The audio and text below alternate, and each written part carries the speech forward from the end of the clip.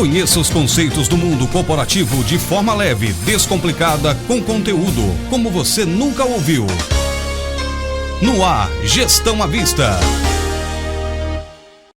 Olá, podcaster, já estamos de volta com Gestão à Vista. Você aí, a gente por aqui, começando mais um episódio do nosso programa que você sabe que tem a seguinte premissa: trazer as questões ligadas ao mundo da gestão sem complicação, conteúdo com leveza para você e você entendendo as questões que normalmente estão ligadas ao mundo corporativo, mas de um modo bem mais fácil para você ficar por dentro dos assuntos. E hoje eu estou recebendo aqui com muito carinho, com uma alegria imensa, meu parceiro de anos aí de Conexão, Desenvolvimento Empresarial e também da Fundação Getúlio Vargas, nosso querido Rubens Kiso, da área de Tecnologia da Informação, mas economista, está conosco aqui para bater um papo com a gente, direto até lá em São José. Estamos por aqui, tem um jeito de encaixar o Kiso aí dentro da agenda lotada dele, né, para ele poder estar com a gente aqui no episódio de hoje. Kiso, prazer revê-lo, mesmo que à distância, né, a gente está um pouco aí distante devido a essa questão da pandemia, mas quero agradecer inicialmente a sua disponibilidade de estar conosco e agradecer você de estar conosco aqui no Gestão à Vista, batendo um papo com a gente. Seja bem-vindo. Então, muito obrigado. Eu é que agradeço pelo convite, pelo honroso convite aí. Muito bem. Estamos aí. E nós tivemos esse ano um ano extremamente, totalmente fora da curva normal, né? Estamos vivendo o tal do novo normal. E dentro de todas essas questões que a Covid-19 trouxe, a pandemia do coronavírus atingiu aí todo o globo, né? Nós temos, obviamente, que desde o início, quando foi, obviamente, implantadas as questões do distanciamento, as questões das quarentenas, né, em alguns países, até dependendo da situação, lockdowns e coisas do tipo, ficou-se realmente com aquele dilema relacionado à questão da economia, né?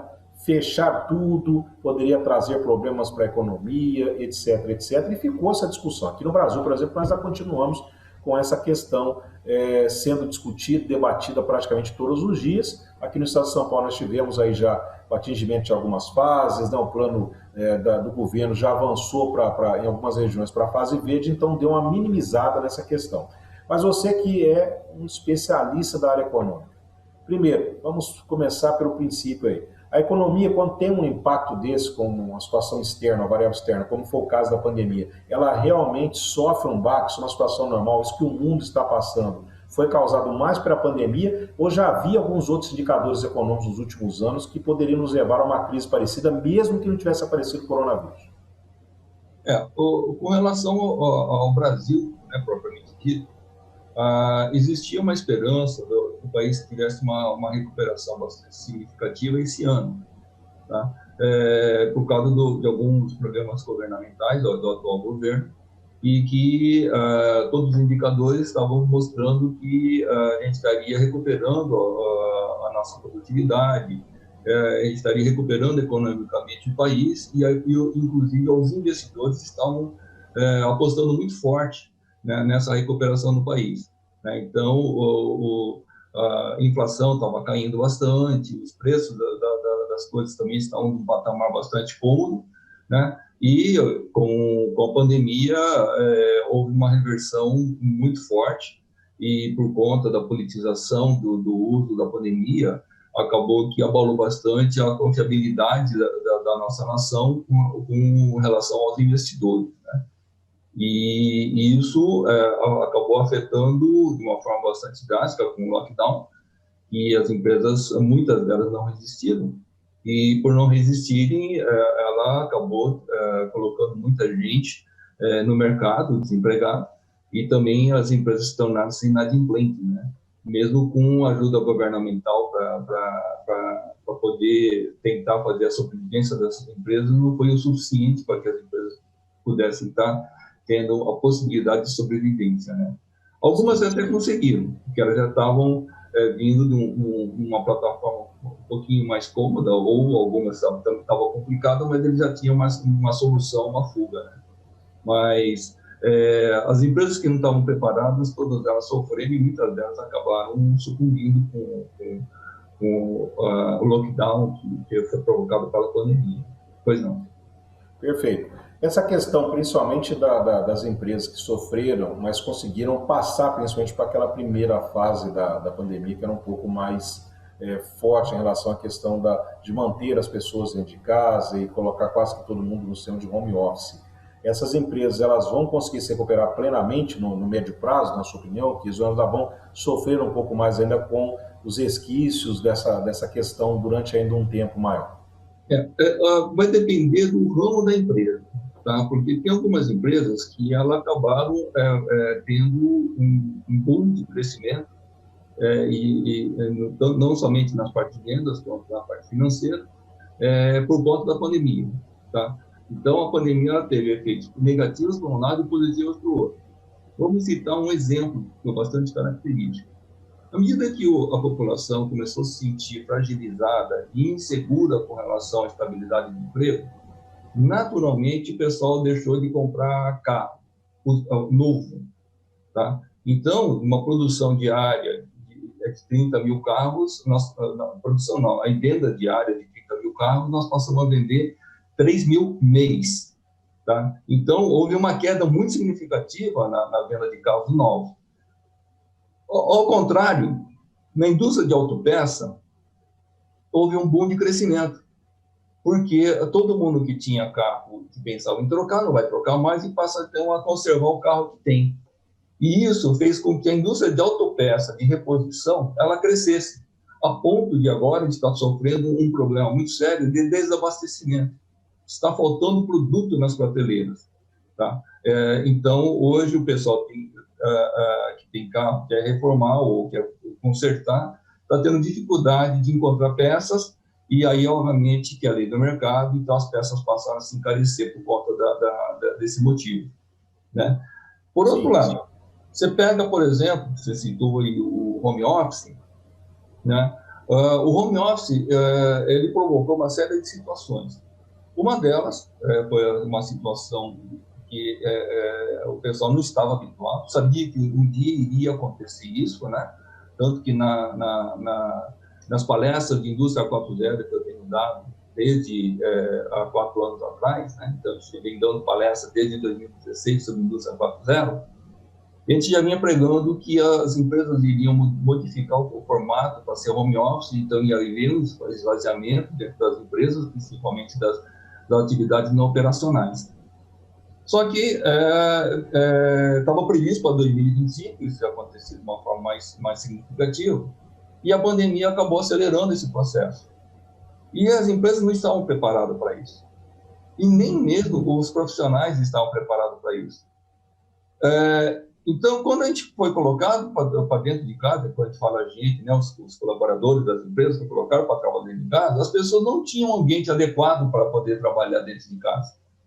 E isso, ele usou uma mesa de jantar, uma cadeira que não era apropriada para ele passar 8 horas sentado nessa cadeira. Obviamente, ele começou a ter alguns tipos de problemas. Então, ele passou a procurar comprar cadeiras mais apropriadas ou até mesmo escrivaninha. Com isso, não sei se você é do seu conhecimento, a venda de móveis de escritório aumentou 1.200%. Olha só, o pessoal da área de móveis de escritório, então, teve um avanço. Como aconteceu também com a questão de venda de câmeras, né, de webcams e aparelhos de informática por causa das lives, como a gente está aqui agora, por exemplo. E, obviamente, também que isso, o boom de crescimento do uso da internet, por conta do pessoal do home office está usando, todo mundo para pendurar na internet, fazendo reuniões via internet, dando aula via internet, a internet sucumbiu, ou seja, elas não aguentaram o volume de pessoas acessando simultaneamente, né?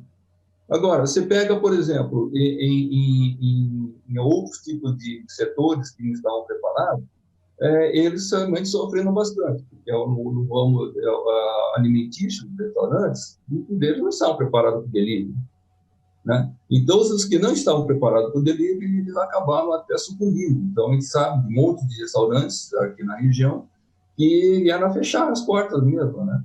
Por conta de não conseguir suportar o lockdown, né? Porque, obviamente, não tinha como pagar o salário sem ter receita. Sim. Né? Então, naturalmente, pelo processo seletivo, muitas empresas acabaram sucumbindo, muitas empresas acabaram melhorando com relação a isso, né? Mas a pandemia em si, ela vai causar um impacto econômico a nível do Brasil, com certeza no mundo, mas vamos falar só sobre o Brasil, né? Porque é uma coisa um pouco mais palpável, plausível de a gente poder estar conversando, a gente acredita que isso vai acabar levando em torno de uns 3 anos ou mais para voltar às normalidades econômicas. Tá? Por quê? Não sei se é do seu conhecimento, na semana retrasada, a FGV soltou uma reportagem, do qual, inclusive, fui convidado para poder explicar o porquê, né? Uma rede de televisão daqui da região, que o mercado recuou em torno de 58% a nível de consumo. Tá? Isso significa que vai ter um problema muito sério agora no Natal, um grande boom de vendas, né? Porque o Black Friday também, os consumidores não estão consumindo. O pessoal está saindo porque não aguentava mais ficar dentro de casa, mas na hora que sai para o shopping, sai para as lojas, eles não estão comprando no mesmo volume. Então, houve um recuo de 58%, quase 60%. E o motivo desse recuo é em função da insegurança com a parte dos empregados. Muitos estão desempregados, obviamente, então eles estão fazendo uma poupança para evitar, porque não sabe quando que vai voltar a ficar empregado, então eles não têm mais a segurança financeira. E aqueles que estão empregados, eles não se sentem seguros com relação à estabilidade do emprego. Por quê? As próprias empresas, foi levantado aí, a nível de estatística também pela FGV, e 25% das empresas afirmam categoricamente que vão fazer uma redução do quadro funcional. Então, na hora que solta essa notícia que 25% das empresas não se sabe quem são essas empresas, vão reduzir o quadro funcional, a gente se sente na insegurança achando que eu vou ser a bola da vez, né? Então, a gente sabe que tem muitas empresas aqui na região que, junto com a pandemia, houve acontecendo algumas outras crises, do qual a empresa acabou demitindo muita gente no mercado, e colocou muita gente no mercado. Isso vai assustando cada vez mais, né? Porque mesmo aqueles que estão com um emprego relativamente seguro, passaram a se sentir inseguros. Então, eles mudaram no hábito alimentar, reduziram o tipo de hábito alimentar, além de que o preço dos alimentos aumentaram muito, né, por conta também que foi provocado não somente pela pandemia, mas o pessoal aproveitou uma situação de consumo, né? Você pega, por exemplo, a soja, os chineses eles compraram quase toda a produção de soja. Inclusive, já está vendida a produção de 2021 para a China. Então, vai faltar soja, assim como faltou arroz e feijão aqui no Brasil. Faltou arroz e feijão agora recentemente, é o mesmo processo. Isso, tá? Pelo meu processo. Então, quando falta produto, quem tem, vende mais caro. Tá? Então, você vê que o preço da carne subiu muito, o preço do arroz subiu muito, o feijão subiu muito. Então, o que era um hábito brasileiro de consumir churrasco, já fica mais caro um churrasco, né? Então, o pessoal passou a consumir produtos de um pouquinho de mais barato, de qualidade talvez um pouquinho mais inferior, ou deixou de consumir alguns tipos de produtos, tanto de higiene quanto de consumo alimentar, né? Pois não. Essas trocas, elas acabam realmente tendo também um impacto dentro da economia, porque é a mesma situação que você citou anteriormente, né? Aqueles setores onde o consumidor vai migrar agora para buscar, né, as famosas trocas que ele pode fazer em relação a isso, acabam se sobrepondo àqueles setores que acabam sofrendo um pouco mais devido ao, entre aspas, abandono que é feito naquele momento devido ao aumento que nós temos. Um indicador que a gente também pode citar nessa questão, que é a questão da cesta básica, ela também teve um aumento considerável. Os alimentos estão pressionando a inflação bastante, e isso acaba colocando aí um processo bastante interessante. Você citou que provavelmente não tem uma projeção de 3 anos aí. Isso, obviamente, causa um impacto também em relação aos investidores, né? Principalmente os investidores internacionais, que acabam olhando com um pouco mais de reserva todas essas situações. Nós tivemos uma fuga dos investidores nos últimos tempos aqui no país. Sim, aconteceu uma fuga de investidores bastante significativa aqui no país. Os investidores já tinham deixado de investir de uma forma significativa, né, durante alguns governos anteriores, e com o governo atual eles estavam prometendo que iriam reinvestir no Brasil. Tem uma coisa que aconteceu também no país vizinho, que é a Argentina, que ajudou um pouco a economia do Brasil, porque muitas empresas que estavam na Argentina, por conta do atual governo argentino, eles estão saindo da Argentina e vindo se instalar no Brasil. Então, é um cenário, por isso que a gente está projetando, em torno de uns 3 anos, para o Brasil voltar a ser um patamar mais ou menos normal, porque tem algumas empresas que estavam nos países vizinhos que estão migrando para o Brasil, achando que o Brasil é um país um pouco mais seguro com relação à política econômica que está vigente. Tá? Mas, se você analisar aqui a grande crise durante o governo Dilma, que foi em 2016, ela estava perdurando até o ano passado. Então, você vê que em 2016, a gente estava em 2019 e a gente não tinha conseguido sair da crise causada pelo governo da Dilma, né? Que foi em 2016. E esperava-se que em 2020 a gente conseguiria virar a página, empatar 0 a 0 em 2021, então a gente começasse o crescimento. E com a pandemia, estancou e voltou a um patamar complicado de novo. Então, para essa contagem, que de 2016 até 2019 o Brasil sofreu muito, que a gente imagina que nós vamos passar por esse processo de novo, de contenção de despesas, das empresas fazendo os cortes, e a economia nacional ela dá uma recuada, tanto que agora, recentemente, o ministro Guedes ele tem declarado que pode acontecer em 2021 uma hiperinflação. Tá? E se houver essa hiperinflação, a nossa economia vai sofrer bastante.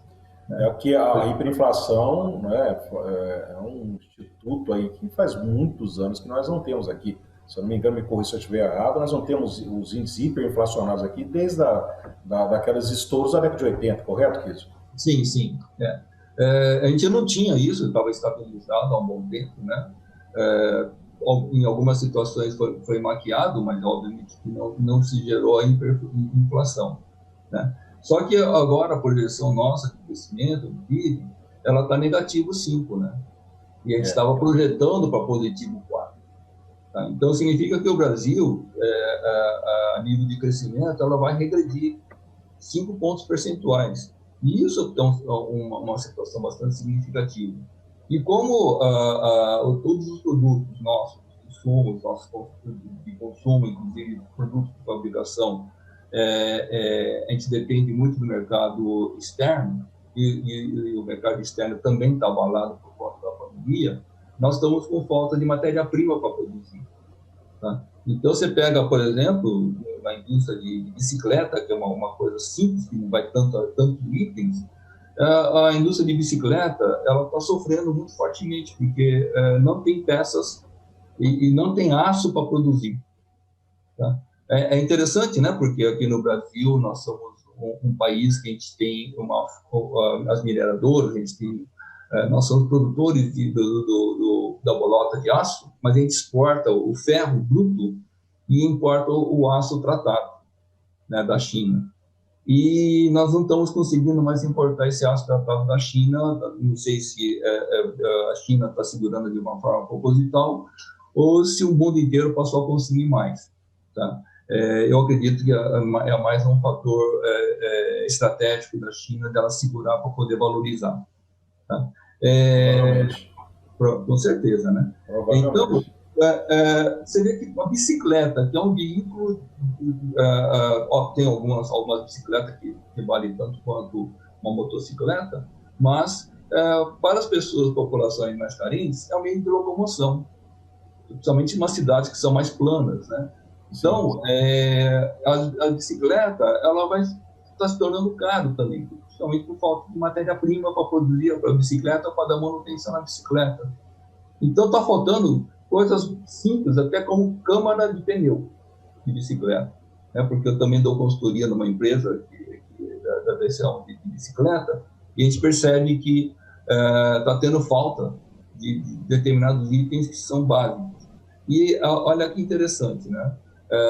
Nós éramos o maior produtor de borracha do mundo, né, com as nossas seringueiras. Hoje a gente perdeu o mercado para os países asiáticos, mas a gente não produz nem pneu de carro, nem câmeras, né? É tudo importado.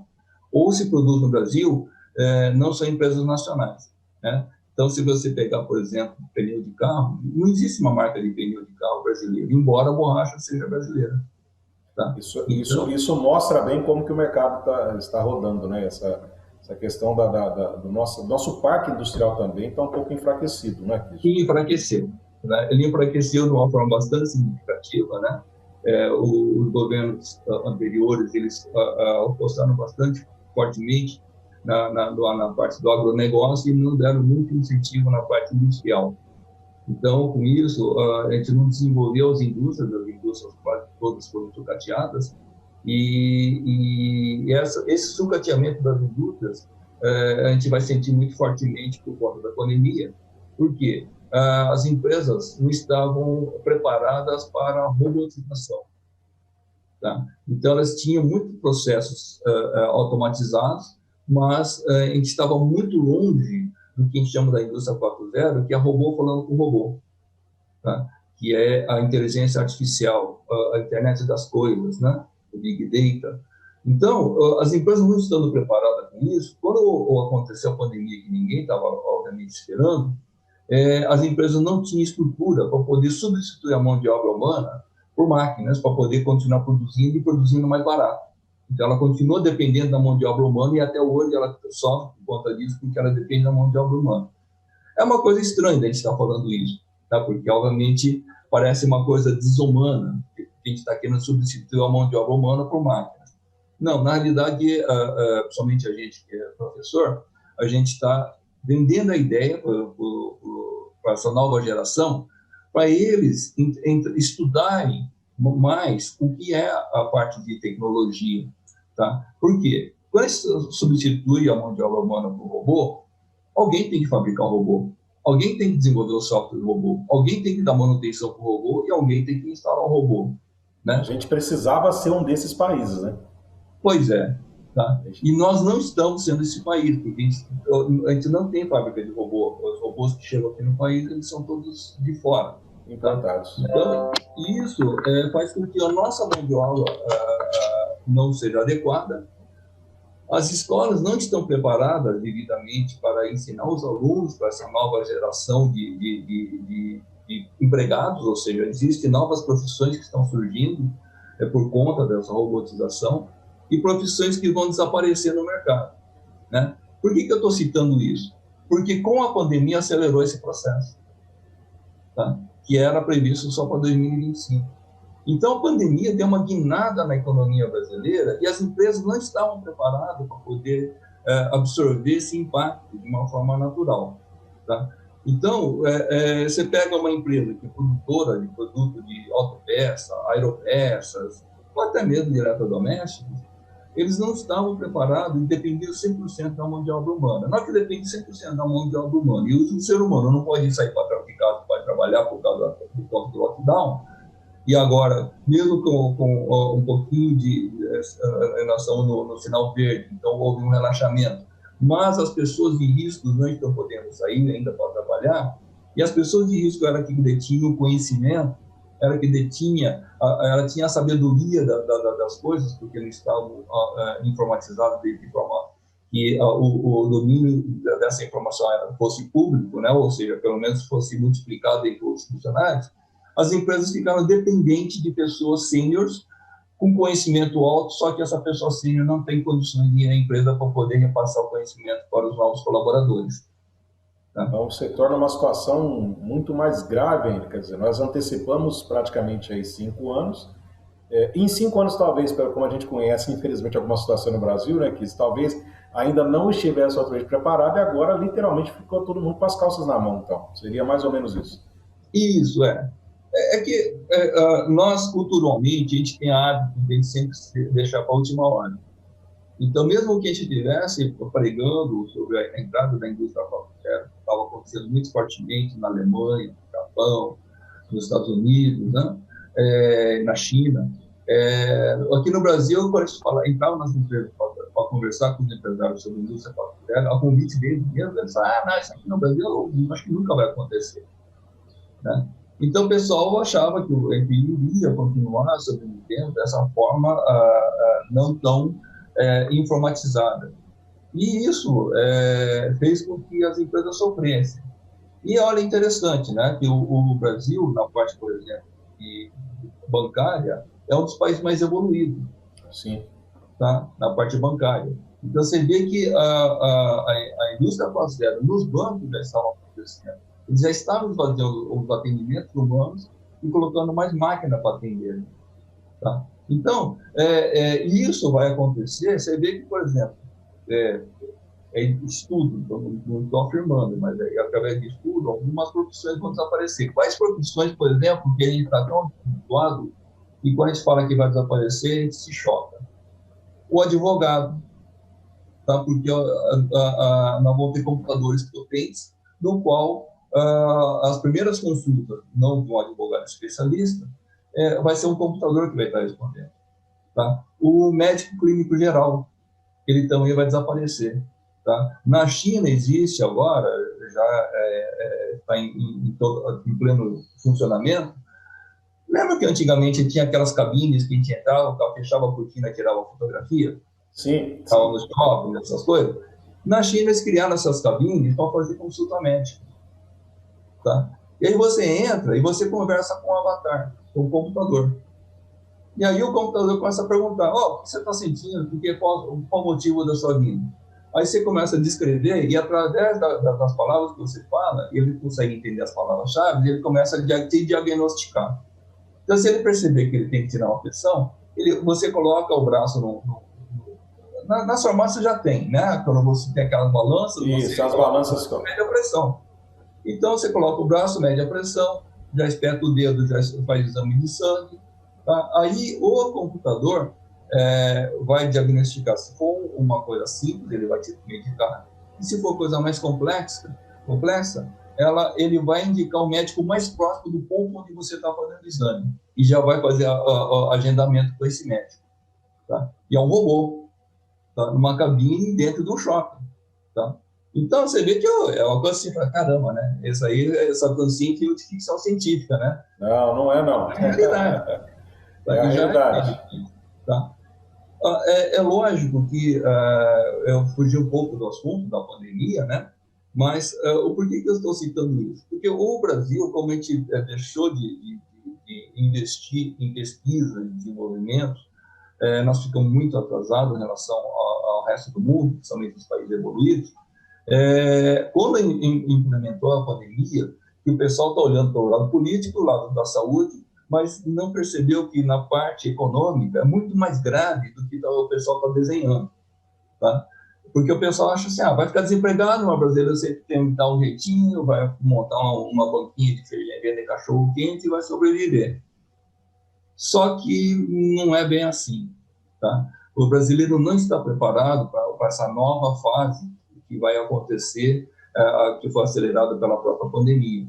Né? Então, como o brasileiro não está preparado, ele não está habituado, ele não tem estudo, não tem cultura para essa evolução, para as coisas tornarem-se tão evoluídas, a ponto, inclusive, que o pessoal está...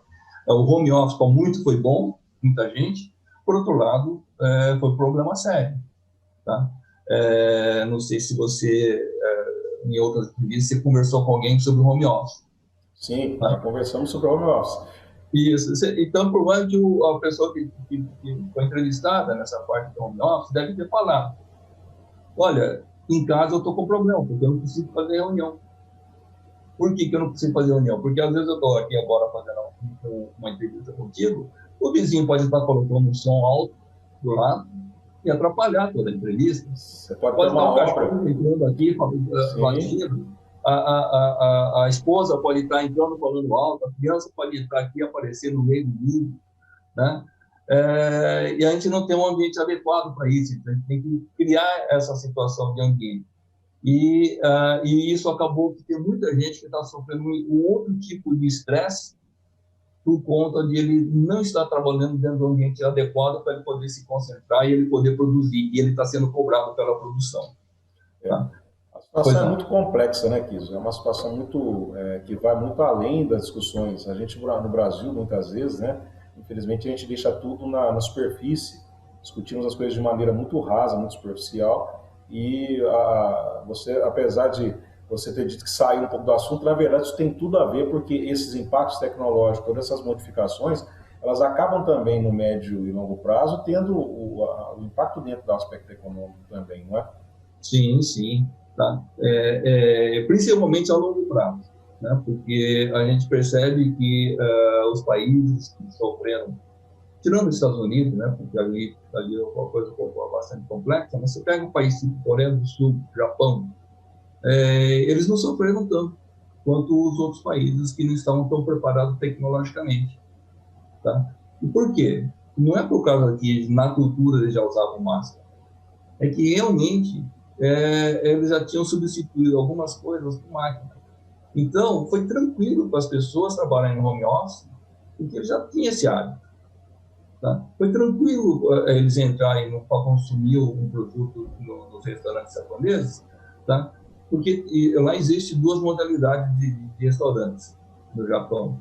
Tá? Você tem um restaurante tradicional, que você senta numa mesa, consome, mas você pode, inclusive, fazer os pedidos e o alimento chegar por intermédio de uma esteira robotizada, né?